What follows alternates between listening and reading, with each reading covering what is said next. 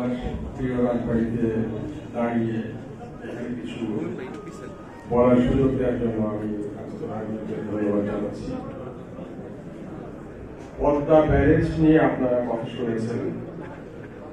পদ্মা সেতু, পদ্মা ব্যারেজ আমাদের শুধু রাজবাড়ি না, পুরো দক্ষিণ পশ্চিমাঞ্চল, খুলনা বিভাগ এবং 26টা জেলার মানুষের প্রাণের দাবি। এই দাবি নিয়ে কাজ করছেন আমাদের নেতা জনাব আলী নেওয়াজ মাহমুদ খৈয়ম।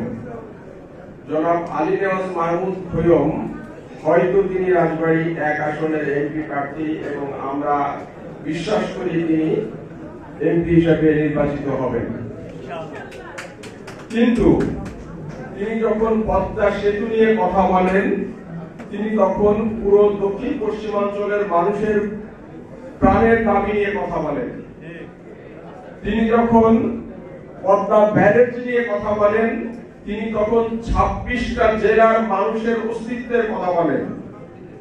এই পদ্মা সেতু এবং এই পদ্মা ব্যারেজ নিয়ে কথা বলার মধ্য দিয়ে তিনি মূলত 26টা জেলার মানুষের নেতৃত্বের আসনে দাঁড়িয়েছেন।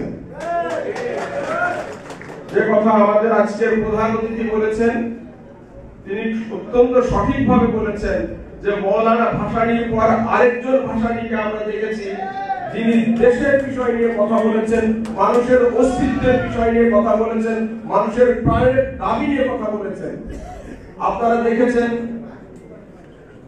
নর্থ বেঙ্গলে জাগো বাহের তিস্তা বাঁচাও নিয়ে একটা আন্দোলন হয়েছে।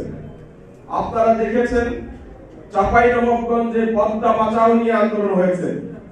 তারপরে আজকে রাজবাড়িতে আজকে একটা ঐতিহাসিক দিন যেখানে পদ্মা ব্যারেজ এবং পদ্মা সেতু নিয়ে আন্দোলন হচ্ছে এবং সেই আন্দোলনের নেতৃত্ব দিচ্ছেন জনাব আলী নেওয়াজ মাহমুদ খৈয়ম।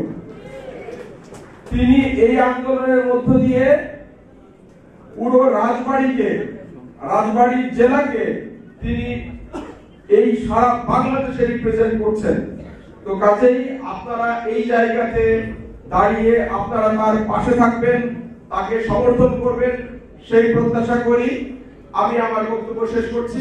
আপনাদের সবাইকে ধন্যবাদ। আমি একটা কথা একটু বলি, আমার পাশে আমার যারা সাংবাদিক সহকর্মী আছেন তাদের উদ্দেশ্যে একটু কথা বলা দরকার।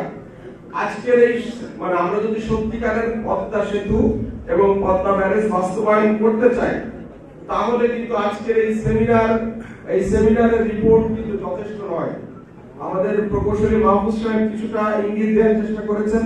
আমি আপনাদেরকে অনুরোধ করব আপনারা কন্টিনিউয়াসলি পদ্মা সেতু কেন প্রয়োজন, পদ্মা ব্যারেজ কেন প্রয়োজন, পদ্মা সেতু না হলে কি ক্ষতি হচ্ছে, পদ্মা ব্যারেজ না হলে কি ক্ষতি হচ্ছে, পদ্মা সেতু হলে কি উপকার হবে, পদ্মা ব্যারেজ হলে কি উপকার হবে, এই বিষয় নিয়ে কন্টিনিউয়াসলি আপনারা এক্সক্লুসিভ রিপোর্ট এখান থেকে করতে থাকবেন এবং আপনারা এটা আপনাদের এই রিপোর্টের মধ্য দিয়ে কিন্তু সরকারের উপর একটা চাপ সৃষ্টি হবে।